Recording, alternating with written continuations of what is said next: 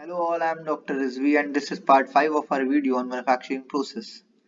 In this video we will discuss machining processes. To start with the video we will first discuss the definition of machining. Machining is basically the process in which the material is removed into desired shape and it is done to obtain desired surface finish, and this is done by removing the surplus or the extra material from the job. It is basically accomplished with the use of machines that are known as machine tools. It is a cold working process in which the metal is being shaped by using various machine tools. While discussing the machining, the material must be machinable so that it can be cut into the desired shape. So it should have a property known as machinability. Machinability is basically the property which is the ease of removing metal while maintaining the dimension and developing a satisfactory surface finish. You can see here an example of machining a turning operation. This is the tool, this is the job, the workpiece, and this is rotating on the chuck. The tool is heading forward and removing the material in form of chips. You can see these chips are being removed, and this is a step turning process.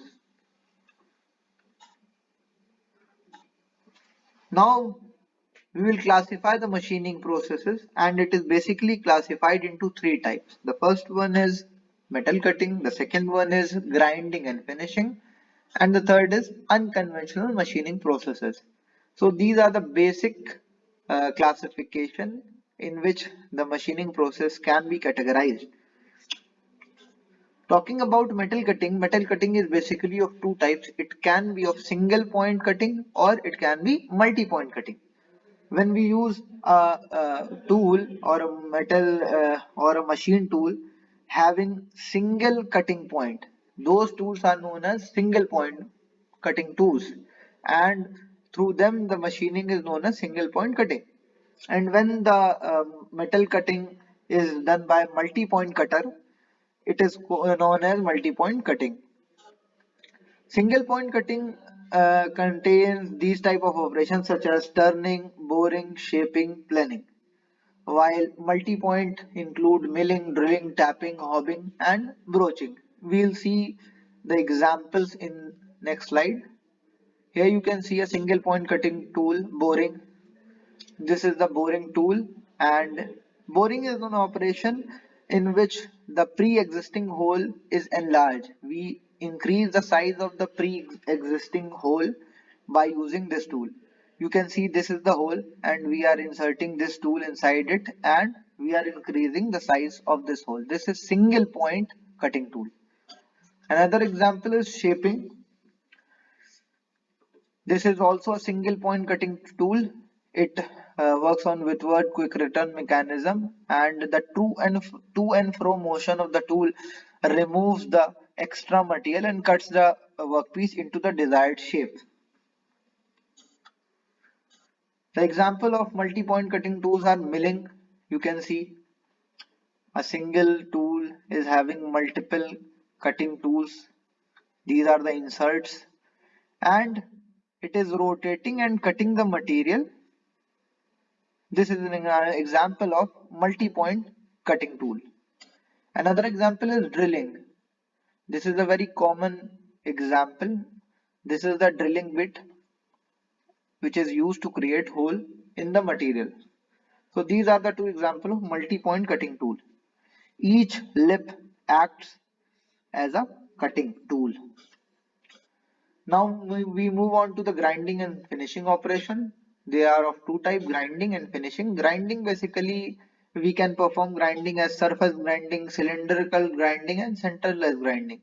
While finishing operation are basically performed to remove very small amount of material to give finish to the surface.